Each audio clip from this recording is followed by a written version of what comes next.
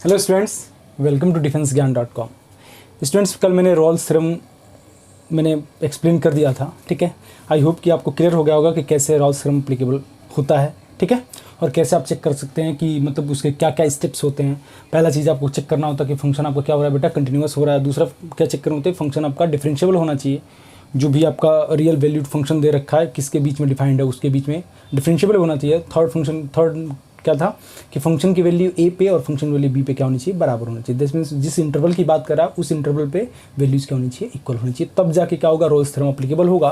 तो मैंने बताया था कि एक ऐसा पॉइंट उसमें एग्जिस्ट करेगा जहाँ पे ठीक स्लोप ऑफ टेंजेंट क्या होगा, जीरो के इक्वल हो जाएगा। दैट मीन्स वहाँ पे जो टेंजेंट होगा वो पैरेलल टू क्या होगा, एक्स एक्सिस का होगा। क्लियर होगी बात, ठीक।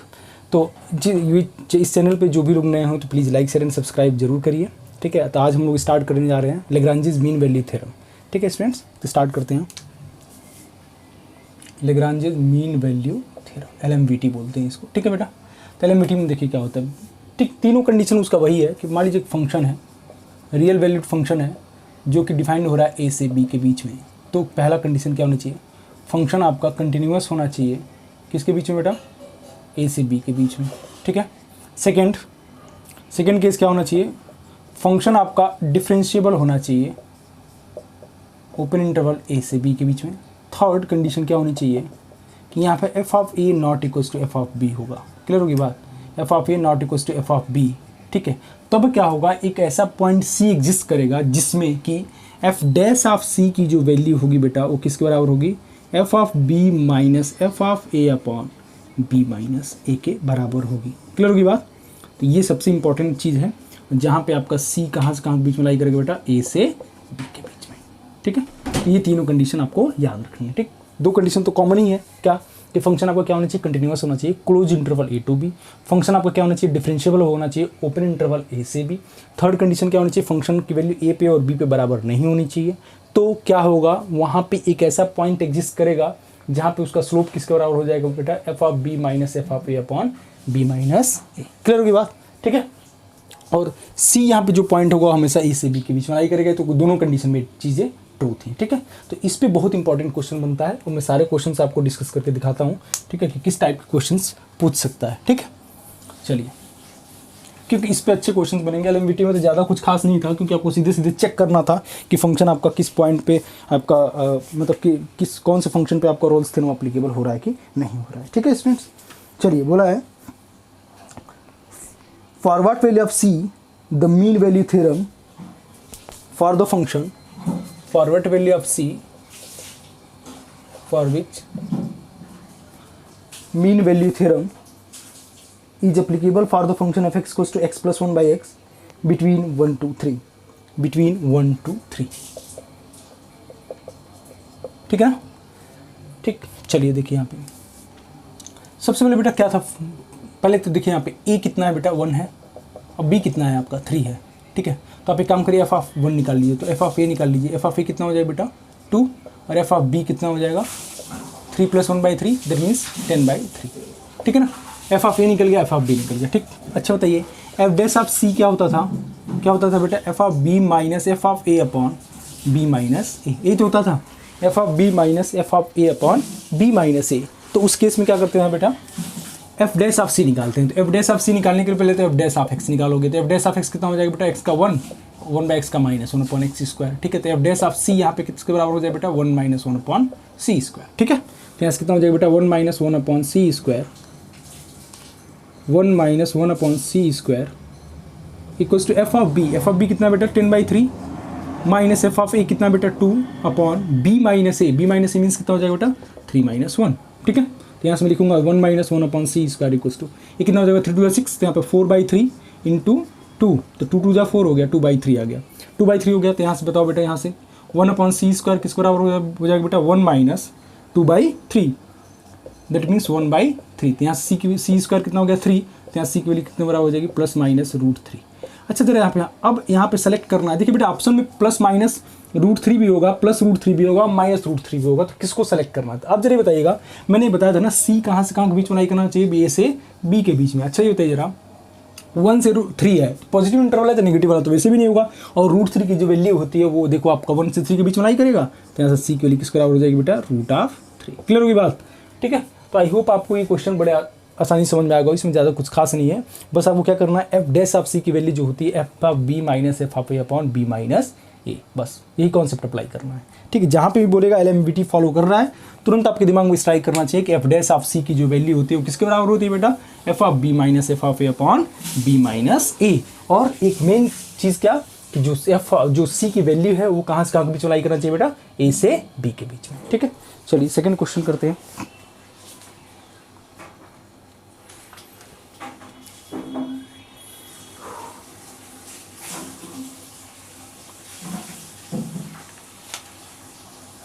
सेकंड क्वेश्चन के लिए एक मिनट का टाइम दीजिए।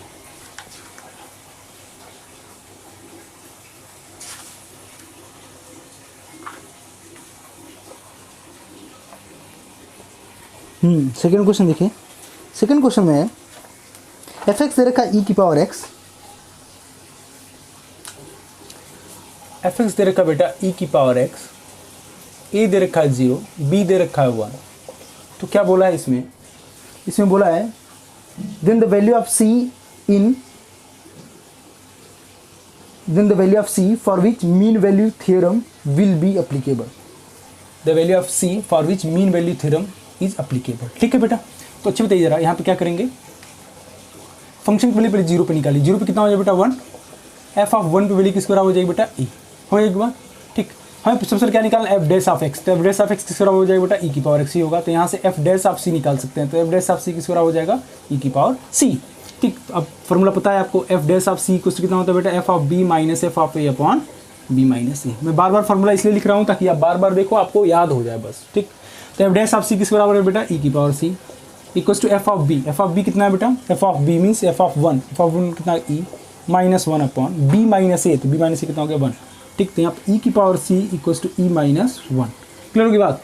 ठीक, हमें क्या निकालना है बेटा, यहाँ पे ई की वैल्यू निकालनी है, सॉरी यहाँ पे सी की वैल्यू निकालनी है। तो यहाँ पे सी की वैल्यू किस बराबर हो जाएगी बेटा, दोनों तरफ लॉग ले लीजिए बेस ई पे, तो यहाँ पे सी की वैल्यू कितना होगी, log of base E minus 1। Clear होगी बात, log of base E minus 1। ठीक, तो इसका आंसर कितना आ जाएगा, log of base E minus 1। Clear होगी बात? ठीक है, चलिए नेक्स्ट क्वेश्चन पे मूव करते हैं। बहुत बेसिक क्वेश्चन था इसमें। ठीक, ये -1 आपको पता ही होगा कि आपको -1 से क्या बोलते हैं, जो वैल्यू दे रखा है 0 से 1 के बीच में लाई कर रहा था, तो इसलिए सी की वैल्यू एक्सेप्टेड थी। ठीक, क्वेश्चन लिखिए, एफ एक्स दे रखा है कॉस एक्स, एक्स आपका 0 से π/2 के बीच में लाई कर रहा है। ठीक है, हमें क्या करें, then the real number C of the mean value theorem is, then the real value C of the mean value theorem is. ठीक, ये निकालना है। चलिए बेटा, वही कॉन्सेप्ट वही है। पहले तो आप एफ ऑफ π/2 निकाल दो, तो एफ ऑफ π/2 भी तो कॉस ऑफ π/2 कितना हो गया बेटा 0, एफ ऑफ 0 कितना हो जाएगा बेटा, एफ ऑफ 0 कितना हो जाएगा, कॉस 0 कितना हो जाएगा 1। ठीक, एफ डैश ऑफ एक्स निकालिए, तो एफ डैश ऑफ एक्स किसके बराबर हो जाएगा बेटा, माइनस साइन ऑफ एक्स। ठीक है, तो यहाँ से एफ डैश ऑफ सी किसके बराबर हो जाएगा बेटा, माइनस साइन ऑफ सी। तो यहाँ से एफ डैश ऑफ सी की वैल्यू किसके बराबर हो जाएगी, f of B minus F of A upon B minus a. ठीक, तो एफ डैश ऑफ सी कितना है बेटा, minus sine of c equals to F of B का मतलब एफ ऑफ π/2 कितना हो गया 0, माइनस एफ ऑफ ए कितना है बेटा 1 अपॉन बी माइनस ए का मतलब कितना हो गया बेटा π/2। ठीक है, तो माइनस से माइनस कैंसिल हो जाएगा, तो ये कितना हो जाएगा यहाँ पे sine C equal to 2 upon pi होगा। तो यहाँ सी की वैल्यू किस हो जाएगी बेटा, sign inverse of 2 upon pi. Clear होगी बात? यहाँ पे सिंपली सी की वैल्यू पूछा है, तो साइन इनवर्स ऑफ 2 की pi, sine inverse of 2 upon pi, ये देख सकते हो आपका -π/2 से 0 से π/2 के बीच में लाई करेगा। दैट मीन्स मैं बोल सकता हूँ कि फंक्शन आपका जो इस पे सी की जो वैल्यू आएगी वो कितनी आएगी बेटा, sign inverse of 2 upon pi. Clear होगी बात? ठीक है, तो ये चीज़ ध्यान रखना है बस। आप इसमें ज़्यादा नहीं 8-10 क्वेश्चन प्रैक्टिस कर लो आराम से, एकदम कॉन्सेप्ट आपको अच्छे से क्लियर हो जाएगा। ठीक है, कोई भी क्वेश्चन आपका छूटने वाला नहीं है। जब भी आपका रोल्स थ्योरम या फिर आपका लेग्रांजीज मीन वैल्यू थ्योरम से आ जाएगा तो आप उसे आराम से कर ले जाओगे। ठीक है स्टूडेंट्स, चलिए आगे बढ़ते हैं।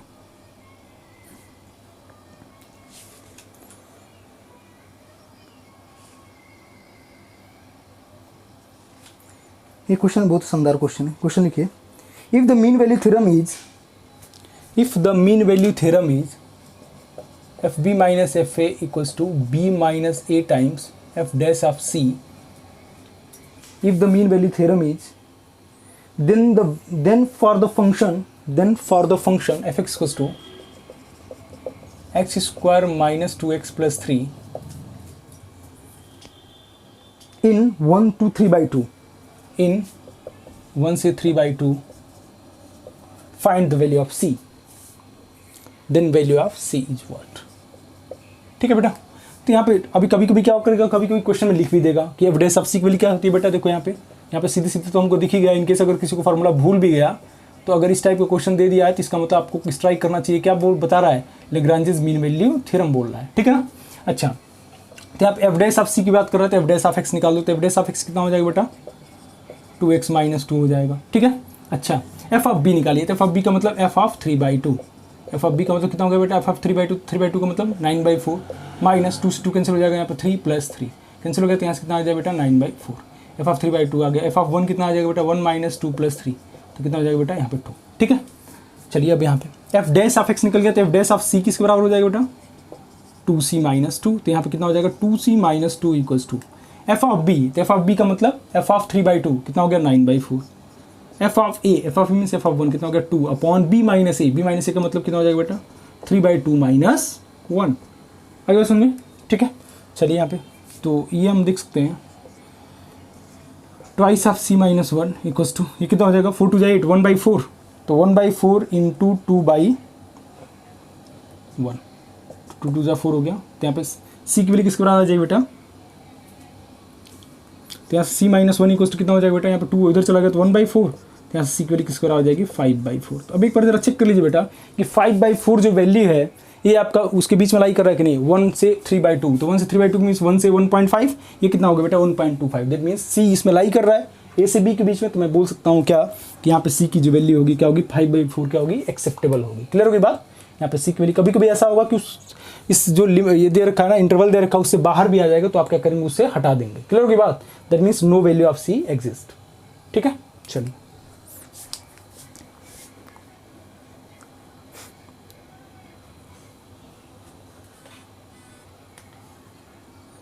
आगे बढ़ते हैं. अब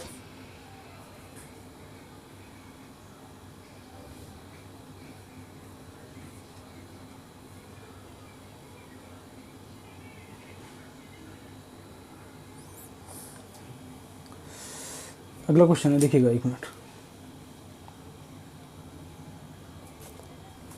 क्वेश्चन है बेटा,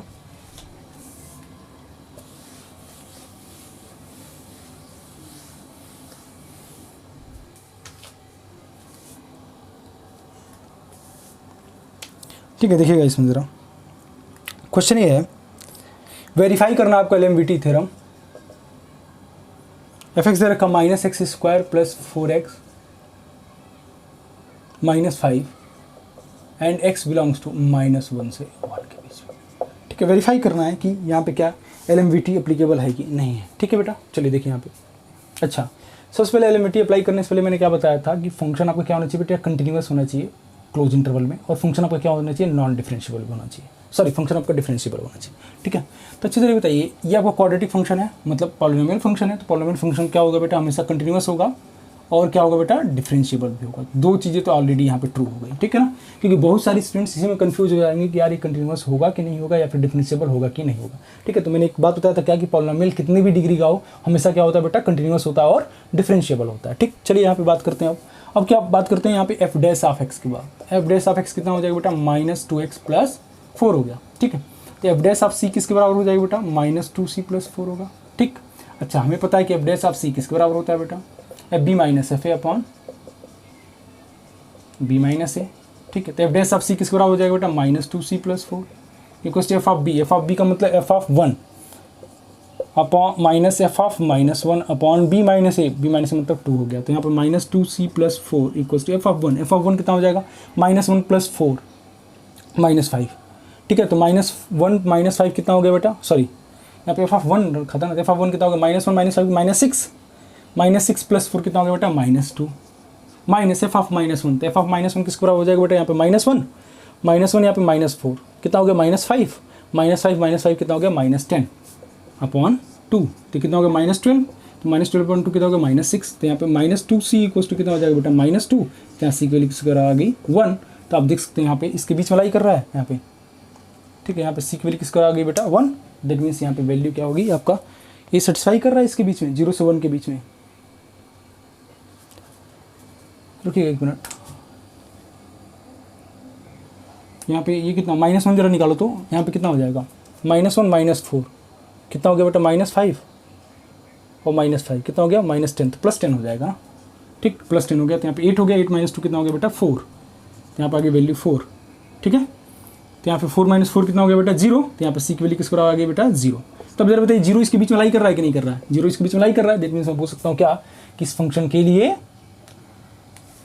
लेग्रांजेस मीन वैल्यू थ्योरम क्या है, एप्लीकेबल है। समझ आ गई बात। तो आई होप कि आपको एलएमवीटी और रॉल्स थ्योरम में कोई दिक्कत नहीं होगी, ठीक है।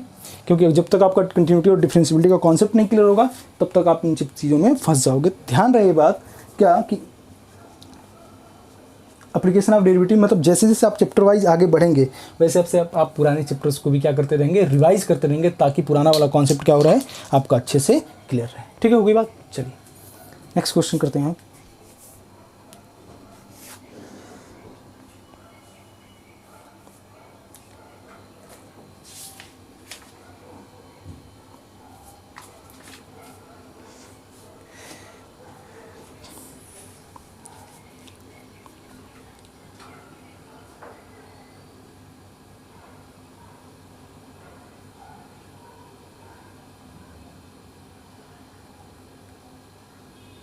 चलिए देखिए नेक्स्ट क्वेश्चन।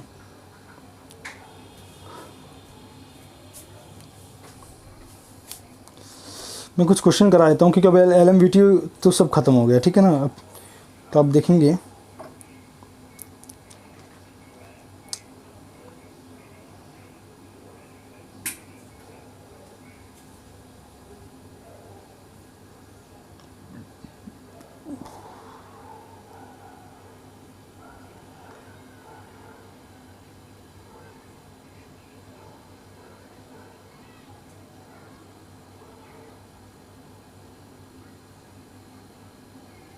तो क्वेश्चन है आपका कुछ। अब मैं थोड़ा एलएमवीटी सब खत्म यहाँ पे फिनिश कर दिया हूँ, तो थोड़ा सा टाइम है तो हम लोग एक काम करते हैं, थोड़ा जो पुराने क्वेश्चन है उसको एक बार देख लेते हैं। वैसे ही मैं एप्लीकेशन ऑफ डेरिवेटिव के कुछ क्वेश्चंस में करा देता हूँ और जो कि थोड़ा सा और कॉन्सेप्चुअल है, ठीक है। क्वेश्चन है कि find the number of critical points, ठीक है बेटा। Find the critical point of the function, find the critical point of the function f(x) = 4x³ - 6x² 4x³ - 6x² - 24x + 9। पहला जब x बिलोंग्स टू 0 से 3 के बीच में हो रहा है। दूसरा जब x बिलोंग्स टू -3 से 3 के बीच में हो रहा है। तीसरा जब x बिलोंग्स टू -1 से 2 के बीच में हो रहा है, ठीक है बेटा। यहाँ पे बताना है आपको कि नंबर ऑफ क्रिटिकल पॉइंट्स कितने होंगे, ठीक है। तो चलिए देखते हैं यहाँ पे क्रिटिकल पॉइंट का मतलब क्या होता है, आपको पता ही होगा। क्रिटिकल पॉइंट का मतलब ऐसा पॉइंट जहाँ पे मैक्सिमा और मिनिमा क्या हो सकता है बेटा, एग्जिस्ट हो सकता है। यही तो होता है क्रिटिकल पॉइंट। क्रिटिकल पॉइंट का मतलब क्या होता है, जहाँ पे मैक्सिमा मिनिमा एग्जिस्ट हो सकता है, ठीक है। तो f' ऑफ x निकाली तो जरा, f' ऑफ x कितना हो जाएगा बेटा 12x² - 12x - 24। 12 हमने कॉमन ले लिया तो यहाँ पे क्या बचेगा बेटा x² - 2x - x - 2, ठीक है। तो यहाँ से फैक्टर कितना हो जाएगा बेटा 12 टाइम्स x² - 2x + x - 2, ठीक। तो यहाँ से 12 टाइम्स ये कितना हो जाएगा बेटा x टाइम्स x - 2 + 1 कॉमन लिया तो x - 2। तो कॉमन क्या आ जाएगा बेटा x times x + 1 x + 2 x - 2, ठीक है। अब आगे 12 रहेगा तो 12 से कोई फर्क तो पड़ेगा नहीं, ठीक। तो अब क्या करेंगे बेटा f' ऑफ x 0 की इक्वल करेंगे तो यहाँ पे कितना हो जाएगा f' x 0 करोगे तो x कितना आ जाएगा बेटा -1, 2। अब यहाँ पे एक चीज़ सोचने वाली बात है। अब यहाँ पे डायरेक्टली आप मत बोल देना कि यहाँ पे जो क्या बोलते हैं कि जो क्रिटिकल पॉइंट होगा वो आपका -1 और 2 हो जाएगा। नहीं, पहला चीज़ देखो, फर्स्ट बोला है कि 0 से 3 के बीच में, तो 0 से 3 के बीच में बेटा देखो कौन सा वैल्यू लाई कर रहा है, 2 लाई कर रहा है कि नहीं। 0 से 3 के बीच में एट x = 3 क्या होगा, एक क्रिटिकल x = 2 क्या होगा बेटा, एक क्रिटिकल पॉइंट होगा कि नहीं। क्लियर होगी बात। ठीक है। तो क्रिटिकल पॉइंट का मतलब ये होता है ना कि जो उसके इंटरवल में लाई करे उसे हम लोग क्या बोलते हैं बेटा, क्रिटिकल पॉइंट। ये ध्यान रखिएगा, यहाँ पे क्या है, क्लोज इंटरवल है ना, तो बाउंड्री के अंदर लाई करना चाहिए, तो उसी को क्या बोलते हैं बेटा, क्रिटिकल पॉइंट। क्लियर होगी बात। चलिए सेकेंड जरा बताइए कि -1,2 क्या -3 से 3 के बीच में आ रहा है क्या? -3 से 3 के बीच में x = -1,2 आ रहा है क्या? आ रहा है, ठीक। इसके अंदर लाई कर रहा है इस इंटरवल के, तो मैं क्या बोल सकता हूँ, -1 और 3 क्या होंगे बेटा, इसके क्रिटिकल पॉइंट होंगे। क्लियर होगी बात। चलिए थर्ड में जरा देखिए बेटा, ये ओपन इंटरवल क्या दे रखा, सॉरी क्लोज इंटरवल दे रखा -1 से 2, ठीक है। अच्छे बताइए, -1 से 2, 3 क्या हो गया, इसके बाउंड्री पॉइंट्स होंगे ना। -1,2 क्या होगा, इसके बाउंड्री पॉइंट्स होंगे। दैट मीन्स आप ये बोलोगे सर यहाँ पे -1 और 2 पे तो क्लोज इंटरवल लगा है, दैट मीन्स इसको इंक्लूड करना चाहिए, लेकिन ऐसा नहीं होता है। कभी भी क्रिटिकल पॉइंट हमेशा इसके इंटरवल के अंदर होता है। आगे बात समझें, ये चीज़ ध्यान रखिएगा, बहुत ही इंपॉर्टेंट पॉइंट मैं बता रहा हूँ कि जब भी क्रिटिकल पॉइंट की बात करें तो जिसके बीच की बात कर रहा है, इसका मतलब उसके बीच में क्रिटिकल पॉइंट लाई करना चाहिए, बाउंड्री पर लाई नहीं करना चाहिए। तो यहाँ पे इसका मतलब बोल सकता हूँ क्या, कि नो क्रिटिकल पॉइंट। क्लियर होगी बात, नो क्रिटिकल पॉइंट। देख रहे हो ना, तो मैं छोटी छोटी बातें बता रहा हूँ जो आपके लिए बहुत इंपॉर्टेंट है बेटा। अगर बताओ इसको, इस टाइप के क्वेश्चन को अगर दे दिया एनडीए में, पूछे कि -1 से 2 के बीच में बताओ कि कितने नंबर ऑफ क्रिटिकल पॉइंट होंगे, तो बहुत सारे स्टूडेंट्स क्या लिख के आएंगे, 2। अगर समझे ना, क्वेश्चन देगा कि find the number of critical point between -1 to 2, तो बहुत सारे स्टूडेंट्स गारंटीड है कि सभी लोग बोलेंगे सर -1,2 तो दोनों आ ही रहा था और इसको क्लोज इंटरवल में लगा है, लेकिन -1,2 नहीं होगा। बता चुका हूं मैं क्यों नहीं होगा, क्योंकि ये क्या हो रहे हैं, दोनों एक्सट्रीम पॉइंट्स है ना। यहाँ पे -1 और -2 एंड पॉइंट नहीं होना चाहिए, ठीक है। हमेशा क्रिटिकल पॉइंट क्या होता है, उस इंटरवल के अंदर लाई करता है, ठीक है। चलिए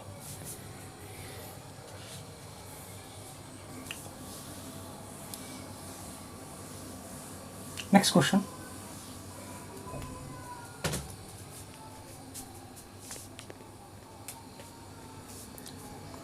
नेक्स्ट क्वेश्चन है,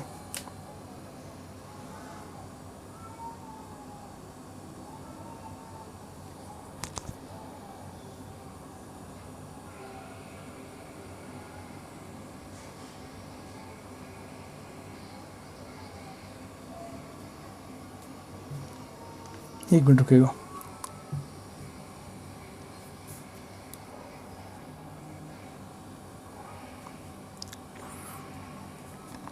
क्वेश्चन ये है, find the point of inflection, find point of inflection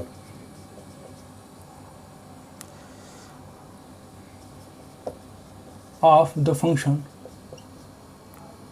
x + 1 की पावर 4 + e की पावर x। अच्छे बताओ, बहुत सारे बच्चों को नहीं पता होगा पॉइंट ऑफ इन्फ्लेक्शन किसको बोलते हैं। पॉइंट ऑफ इन्फ्लेक्शन का मतलब क्या होता है बेटा, ऐसा पॉइंट जहां पर कर्व की कनकेविटी चेंज होती है, उसे हम लोग क्या बोलते हैं, पॉइंट ऑफ इन्फ्लेक्शन, ठीक है। ऐसा पॉइंट जहां पे कर्व की क्या होती है, कनकेविटी चेंज होती है, ठीक है। मान लो कर्व दे रखा है ना, ठीक है। तो ये पॉइंट पे देख रहे हो आप, ये पॉइंट पे अगर मैं बोलूँ, इस पॉइंट का नाम दे रखा हूँ f(c), तो मैं क्या बोलूँगी कि f(c) को क्या बोलेंगे बेटा, point of inflection. Point of inflection मतलब जहां पे कर्व की कनकेविटी चेंज हो रही है, दैट मीन्स वहां पे dy/dx क्या होगा बेटा, 0 के इक्वल होना चाहिए। दैट मीन्स dy/dx क्या होना चाहिए, एग्जिस्ट होना चाहिए। तो इसका मतलब उस पॉइंट पे क्या होगा बेटा, पॉइंट ऑफ इन्फ्लेक्शन एग्जिस्ट करेगा। क्लियर होगी बात। तो अब जरा बताइए बेटा, यहाँ पे f' निकालिए, तो f' किसके बराबर हो जाएगा बेटा, 4 टाइम्स x + 1 का क्यूब प्लस e की पावर x, ठीक है। अच्छा जरा बताइए बेटा, यहाँ पे ये वैल्यू कभी 0 के बराबर हो सकती है क्या, f' की वैल्यू कभी 0 के बराबर हो सकती है, नहीं हो सकती। क्यों नहीं हो सकती है, देखो आप यहाँ पे x की ऐसी कोई वैल्यू है जिसकी वजह से दोनों 0 आ गया, एक एक्सपोनेंशियल फंक्शन आ गया, एक आपका एल्जेब्रिक फंक्शन है। तो क्या मैं बोल सकता हूँ कि ये फंक्शन क्या होगा बेटा, ये आपका 0 के इक्वल नहीं होगा, कोई value for all value of x, so there is no point of inflection. आगे बात सुनने, मैंने क्या बोला था कि पॉइंट ऑफ इन्फ्लेक्शन क्या होना चाहिए बेटा, dy/dx आपका 0 के इक्वल होना चाहिए, दैट मीन्स dy/dx वहाँ पे एग्जिस्ट करना चाहिए। बट यहाँ पे देख सकते हो, यहाँ पे अगर 0 का आप इक्वल करो तो कोई ऐसा x की वैल्यू बताओ जिसके लिए 0 के इक्वल हो जाए, क्योंकि यहाँ पे देखो एल्जेब्रिक फंक्शन है, यहाँ पे क्या एक्सपोनेंशियल फंक्शन है, तो सेटिस्फाई करेगा ही नहीं करेगा, ठीक है। आप ये सोच रहे हो कि इसको 0 डाल दूँ, तो 0 डाल के देखो बेटा, 0 डाल के देखोगे तो भी ये वैल्यू 0 के इक्वल नहीं होगी। तो मैं क्या बोल सकता हूँ यहाँ पे कि f' not equal to 0, so no point of inflection. Clear होगी बात। तो यहाँ पे क्या होगा, नो पॉइंट ऑफ इन्फ्लेक्शन। ठीक, तो आई होप आज आपको 2-3 चीज़ें नई सीखने को मिली होंगी। ठीक है स्टूडेंट्स, तो यहाँ पे एप्लीकेशन ऑफ डेरिवेटिव फिनिश हो गया। हम लोगों ने बहुत ज़्यादा क्वेश्चंस कर लिया इस पे, क्योंकि मैं काफ़ी 4-5 लेक्चर में इस पे करा चुका एप्लीकेशन ऑफ डेरिवेटिव पे, तो उसको आप अच्छे से देख लीजिएगा क्योंकि बहुत इंपॉर्टेंट टॉपिक है। आगे इसके बाद मैं आपको मतलब इंटीग्रेशन स्टार्ट करूँगा, तो इंटीग्रेशन में डायरेक्टली मैं क्वेश्चन से स्टार्ट करूँगा। ठीक है, क्योंकि फार्मूला आपको सबको पता ही है कि फार्मूला कैसे अप्लाई करना है। ठीक, बस हमको क्या करना है कि क्वेश्चंस का लेवल थोड़ा सा इस टाइप का कराऊंगा कि जो कि एनडीए में मतलब आ सकते हैं। ठीक है ना, तो आई होप आज आपका सेशन अच्छा रहा होगा। तो please like share and subscribe करना मत भूलिए। ठीक है, जितना हो सके अपने फ्रेंड्स के साथ शेयर करिए और खूब मैक्सिमम से मैक्सिमम आप टाइम यूटिलाइज करिए। जितना हो सके अपने आप को एकदम मोटिवेटेड रखिए।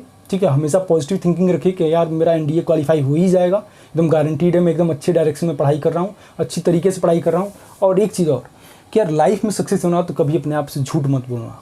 अपने आप से झूठ बोलने का मतलब क्या हुआ बेटा, कि कभी ये मत कर देना कि यार ये चीज़ आपको समझ में नहीं आई, लेकिन अपने आप को बोल देना यार समझ में आ गया, कर लेंगे। ऐसा नहीं, जब तक आपको मतलब संतुष्टि ना मिल जाए ना, मतलब आपका दिल ये कहे कि हाँ यार मतलब वाकई में इस टाइप के क्वेश्चन आ जाएंगे तो गारंटी कि मैं कर जाऊँगा, तो अगर इस टाइप की जिस दिन फीलिंग हो गई ना, तो इसका मतलब ये है कि आप जो चाहो वो हासिल कर सकते हो। ठीक है ना, तो आप कोशिश करिए कि अपने आप से कभी झूठ मत बोलिए, कि अपने आप को मतलब डार्क में नहीं रखना है। ठीक है ना, कि यार मैं निकाल ले जाऊँगा, पता चला कि पेपर आ रहा है तो यार अटेम्प्ट ही नहीं कर पा रहे हो आप, ऐसा नहीं होना चाहिए। ठीक है, अब मैं बोल रहा हूँ कि आप कम ही टॉपिक पढ़ो, लेकिन एकदम सेलेक्टेड पढ़ो कि उससे कहीं से भी क्वेश्चन पूछ देगा तो मैं कर ले जाऊँगा। एनडीए क्वालिफाई करने के लिए कोई जरूरी नहीं कि आपको जितने चैप्टर्स हैं उतने तैयार करने पड़ेंगे, नहीं। ठीक है ना, आप सेलेक्टेड 33, अगर मान लो 35 चैप्टर्स हैं तो आप उसमें कम से कम नहीं तो 28 to 30 चैप्टर्स अगर अच्छे से कर लिया ना, तो गारंटी के साथ मैं बोल रहा हूँ कि आप आराम से 70% से ऊपर आप क्वेश्चन अटेम्प्ट करके आ जाओगे, 70 to 80%। ठीक है ना, तो कोशिश ये करिए कि दिखावे में नहीं कि आपको पूरा सिलेबस खत्म कर लेना, पता चला आपको किसी भी मतलब कॉन्सेप्ट से आप स्ट्रांग हुए नहीं, ऐसा नहीं करना है। एनडीए क्वालिफाई करेंगे मतलब आप कम ही टॉपिक पढ़ो, लेकिन एकदम आप कॉन्सेप्चुअली इतना स्ट्रांग रहो कि उससे रिलेटेड आपके कोई सा भी क्वेश्चन आ जाए आराम से आप कर ले जाओ। ठीक है ना, तो आप मेहनत करिए, रिवाइज करिए, जितना हो सकता है उतना हो सके प्रैक्टिस करिए, प्रीवियस पेपर से क्वेश्चंस करिए, ताकि आपको आइडिया लगता रहे हाँ यार मेरा सबसे वीक पॉइंट क्या है, किस टॉपिक में मैं ज़्यादा वीक हो रहा हूँ। ठीक है ना, किस टॉपिक के क्वेश्चंस मेरे से नहीं हो रहा है। ठीक है ना, और कभी भी अपने आप को ना डीमोटिवेट नहीं होना है कि यार क्वेश्चन नहीं हो रहा तो यार हमारा तो नहीं हो पाएगा, ऐसा कभी सोचना नहीं बेटा। आप लगे रहो बस, है ना, टाइम अपना कभी मतलब वेस्ट करो, कहीं पे भी मत वेस्ट करो अपना टाइम। ठीक है ना, बस आप जितना हो सके उतना यूटिलाइज करो, पढ़ाई करो, रिवाइज करो, मेहनत करो। ठीक है ना, जितना हो सके उतना ज़्यादा प्रैक्टिस करो। मैथ्स में तो आपको पता ही है प्रैक्टिस प्रैक्टिस प्रैक्टिस, जितना प्रैक्टिस करोगे उतना ही आपको फार्मूला क्वेश्चन भी रट जाएगा। एक समय ऐसा आएगा कि क्वेश्चन आपको हूबहू अगर वैसा एग्जाम में आ गया तो सीधा आप टिक मारोगे कि यार इसका आंसर तो यही था। ठीक है ना, तो इसलिए मैं बोल रहा हूँ कि बार बार रिवाइज करोगे तो आपका टाइम बचेगा। बहुत सारे कभी कभी ऐसा होगा ना कि आप जैसे ही आपको पेपर मिले आप 2 मिनट का टाइम दे करके ना, 2 से 3 मिनट का टाइम दे करके आप पूरा पेपर पलट के देखो। तो जिसमें पलट के देखोगे ना, उस समय हो सकता है कि 120 क्वेश्चन में से 5 क्वेश्चन तो ऐसे होंगे कि जो आपको देखते ही आंसर आ जाएगा कि यार इसको तो मैंने पढ़ा था, इसका आंसर यही होगा। तो आप समझ रहोगे ना, 3 मिनट में आपने 5 क्वेश्चन अटेम्प्ट कर लिया। ठीक है ना, अब बाकी बात उसके बाद फिर दोबारा देखो कि यार कहीं जो हमने पढ़ रखा मतलब जो सिर्फ फार्मूला बेस्ड पे क्वेश्चन है, फार्मूला लगाया खड़ाखट आंसर आ गया, तो उस टाइप के क्वेश्चन को अटेम्प्ट कर लो दूसरी बार में। ठीक है ना, फिर उसके बाद से आप तीसरी बार में आप गो थ्रू मतलब जैसे भी आप जाना चाहो वैसे चले जाओ। ठीक है ना, तो एक बार पूरा पेपर करने से एक फायदा ये होगा ना कि आपको आइडिया लग जाएगा कि किस पेज पे आपको किस टाइप के क्वेश्चंस दिया है ना, मतलब कौन सा आसान दिया है, किधर आपका थोड़ा मॉडरेट टाइप का दिया है, किधर आपका डिफिकल्ट टाइप का दिया है ना, तो वो चीज़ का आइडिया लग जाता है। ठीक है स्टूडेंट्स, तो आज के लिए इतना ही। जय हिंद, वंदे मातरम, मिलते हैं नेक्स्ट वीडियो में।